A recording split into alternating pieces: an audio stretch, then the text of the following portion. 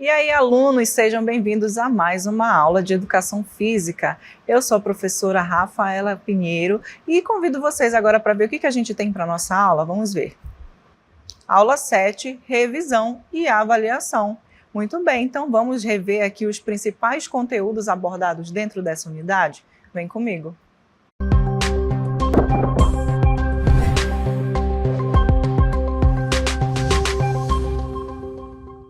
Muito bem, então para iniciar a nossa revisão, vamos aqui relembrar assuntos correspondentes às práticas corporais de aventura. Então vamos rever o que são práticas corporais de aventura.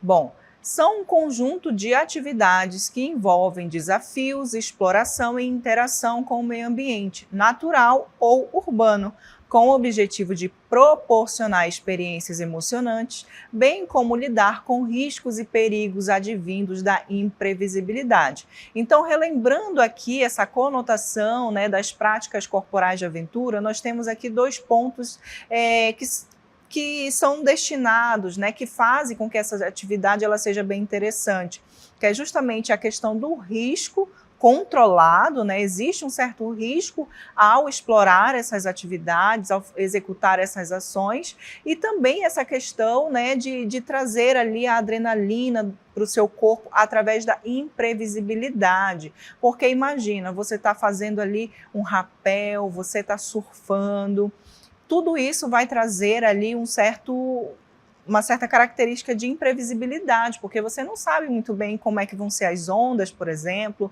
qual é o percurso que você vai ter que percorrer no caso de uma escalada, no caso do rapel, você não sabe o que você vai encontrar. Então, tudo isso traz esse cenário de imprevisibilidade que causa essa sensação ali de desafio, daquele friozinho na barriga, e isso é muito interessante. Bem, as práticas corporais, elas podem atuar em dois campos, tanto na natureza quanto no meio urbano. Vamos lembrar aqui as práticas corporais de aventura que são feitas no meio urbano. Elas exploram a paisagem de cimento, ou seja, elas acontecem no meio urbano, dentro das cidades, e surgiram como adaptação das atividades realizadas na natureza para as cidades. Relaborando o uso e deslocamento nesses espaços para extrair deles as experiências de quebra da rotina e experimentar novas sensações. E como exemplos nós temos aí a bike, o skate, le parkour, patins, patinetes, slackline, dentre outros. Então, o que a gente consegue entender das práticas corporais de aventura no meio urbano é que essas práticas são adaptações de práticas corporais de aventura que acontecem na natureza, justamente para trazer essa facilidade no acesso para esse cotidiano muito corrido que muitas pessoas têm aí dentro das cidades. Que interessante, né? Agora a gente vai relembrar aqui uma atividade que é feita no meio urbano, que é a bike, também conhecida como ciclismo, onde você vai utilizar ali como principal instrumento a bicicleta, para você fazer ali a sua pedalada, e explorar diversos cenários aí dentro da cidade. Isso é muito interessante, por quê? Porque vai, além de tirar você da rotina, vai trabalhar também aspectos ali das suas qualidades físicas, das suas capacidades físicas, como, por exemplo, a questão do desenvolvimento ali do seu coração, do seu pulmão, da sua aptidão cardiorrespiratória, que isso é muito importante para que a gente mantenha a nossa saúde.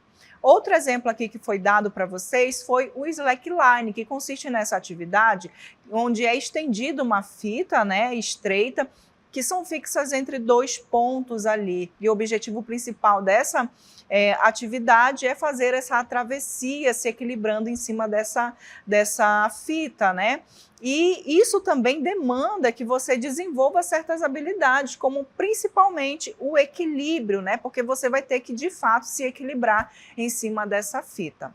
Outra atividade também interessante é o skate, que foi uma adaptação ali, lembra muito aquela prancha que é usada ali no surf, só que ela é bem menor, obviamente, e tem ali as rodinhas para você deslizar aí nas pistas dentro da cidade.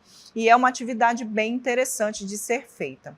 Bom, agora vamos relembrar aqui os benefícios das práticas corporais de aventura no meio urbano. Começando então com o relaxamento e quebra de rotina, né? Que é uma atividade completamente diferente, vai trazer de fato essa quebra na sua rotina, já que você ali durante a sua semana está muito habituado a trabalho, a estudo, sempre aquelas mesmas coisas, então isso vem para quebrar essa rotina, causar um relaxamento, vem como uma forma de lazer, né, para melhorar o seu dia a dia. Melhora também a saúde física e mental, porque desenvolve habilidades que o seu corpo precisa para se manter saudável e vivo.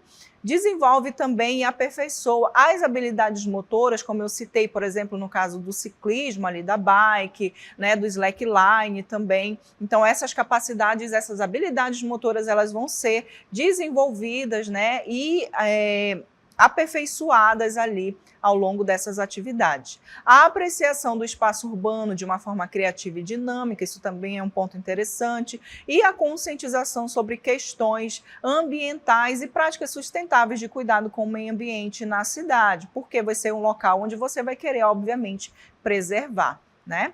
Muito bem, agora que a gente relembrou aí as práticas corporais de aventura no meio urbano, vamos agora passar para as práticas corporais de aventura na natureza, que são aquelas atividades praticadas em ambientes naturais e com toda a influência da natureza e suas variáveis, como temperatura, vento, chuva. Como exemplo, nós temos aí o arvorismo, a escalada, o slackline, stand-up paddle, surf, parapente, dentre outros. E aqui eu chamo a atenção novamente para a questão do slackline, que lembra que eu falei que as atividades do meio urbano são adaptações daquelas que foram feitas na natureza? O slackline está aí para exemplificar essa situação, né? Que é uma prática que pode ser feita na natureza, que já é feita na natureza, que foi adaptado para o meio urbano.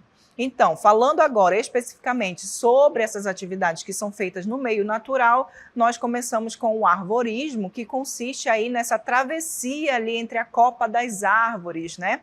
Que tem três tipos de arvorismo. O arvorismo técnico, que é utilizado ali como uma ferramenta para que esses pesquisadores alcancem a copa das árvores e para fazerem as suas pesquisas. Temos o arvorismo contemplativo, que consiste, obviamente, de contemplar ali a paisagem, e o acrobático, onde esse percurso, essa passarela, ela é um pouco mais dificultada ali a sua travessia, justamente para você fazer ali as suas manobras, né, e conseguir seguir esse trajeto aí, tirando, né, os riscos do caminho. Então, é uma atividade bem interessante.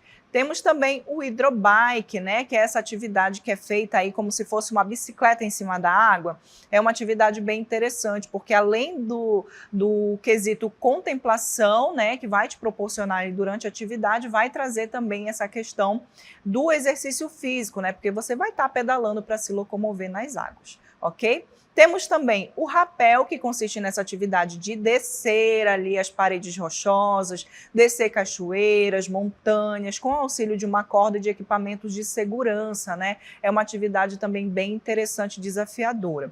O stand-up paddle, que é essa atividade onde você tem que se equilibrar em cima dessa prancha, e para você se deslocar, você tem que fazer o quê?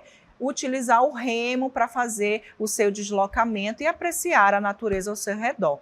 E também temos o wakeboard, né, que é essa atividade aí que eu utilizo uma prancha pequena, onde tem duas botas acopladas nela, e você coloca os seus pés ali para poder você conseguir se equilibrar e fazer as manobras, sendo puxado ali por uma corda e pela lancha que está ali fazendo o direcionamento. Muito interessante. Lembrando agora os benefícios dessas práticas, nós vamos ver a conexão intensa com a natureza, redução dos sintomas de ansiedade e estresse, desenvolvimento e aperfeiçoamento das habilidades físicas, como coordenação motora, equilíbrio, força, consciência ambiental e respeito à natureza, melhora da saúde física, mental e emocional, porque são atividades em que você trabalha o seu corpo como um todo, né? Agora, nós vamos relembrar aqui essa trajetória tão maravilhosa das mulheres no esporte.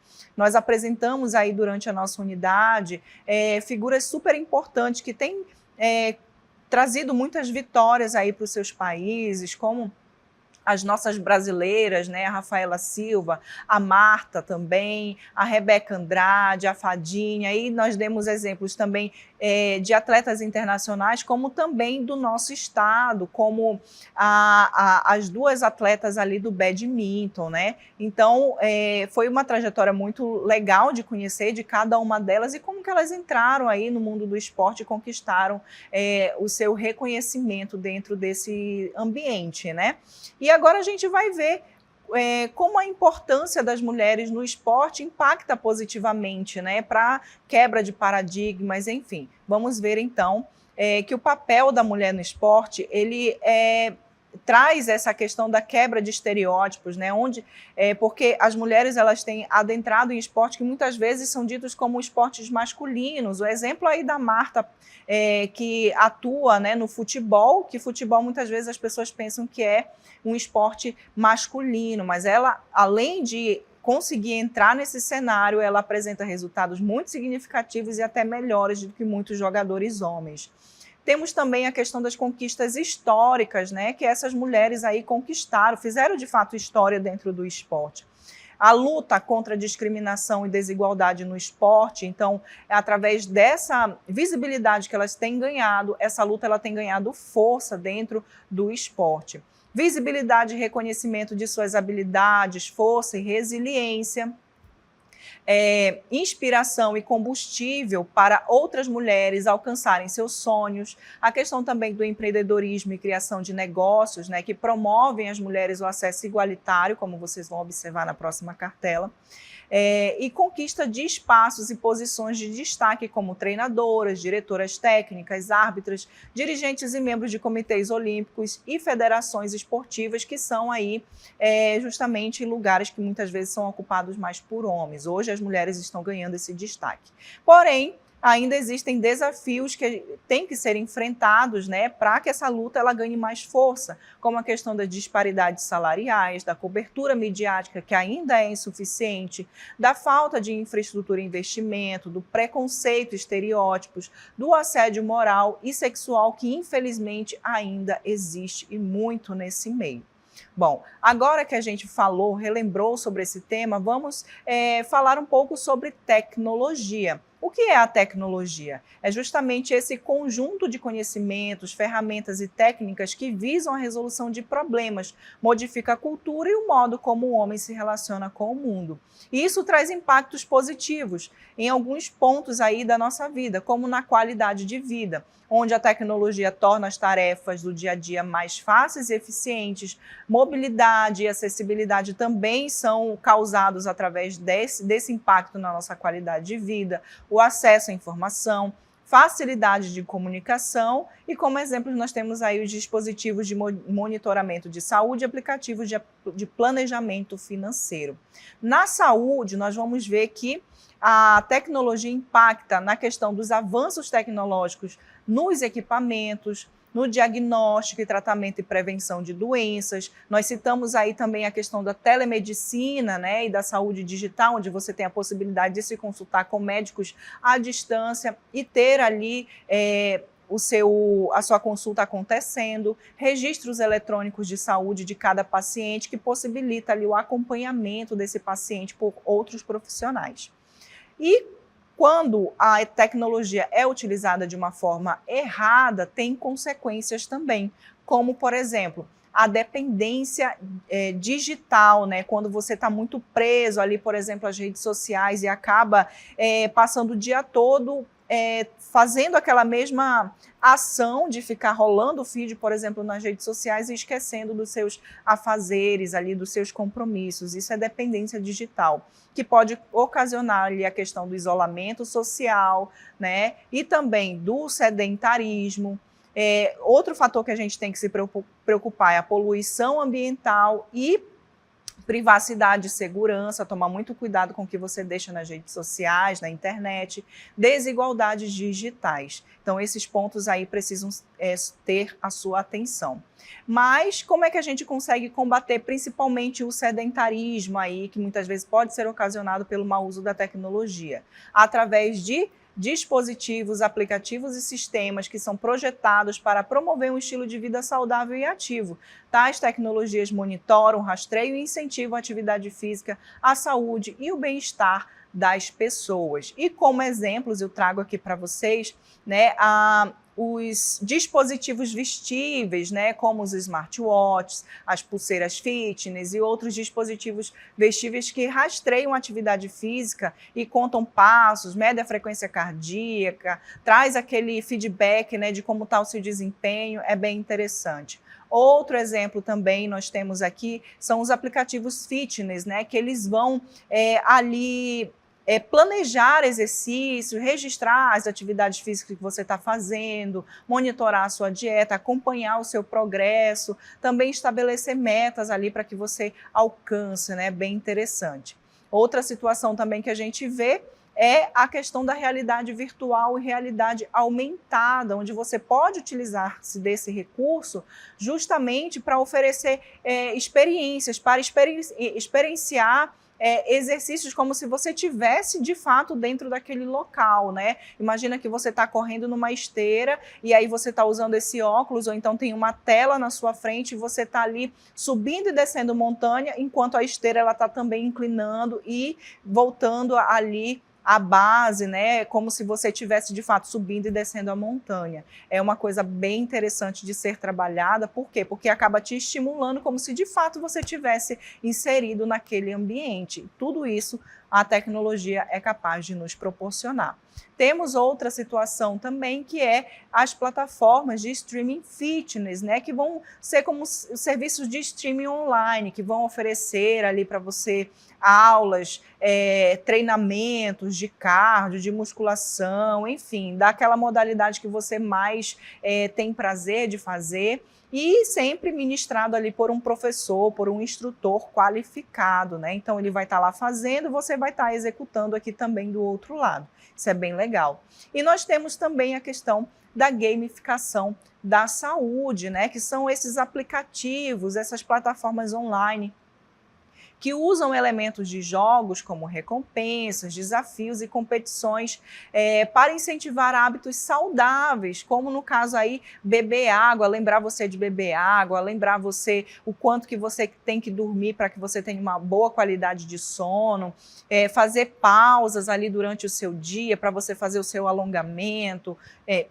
a questão também da dieta, o alimento que você está comendo, quantas calorias, enfim, são diversos aí aplicativos, dispositivos que são capazes de nos auxiliar para que a gente consiga ali ter uma motivação a mais de fazer um exercício físico, de se alimentar melhor, de se hidratar, de ter uma boa qualidade de sono, e tudo isso, quando bem usado, traz benefícios para a nossa saúde, justamente porque a gente vai estar fazendo subindo todos aqueles degraus na construção da nossa saúde, né?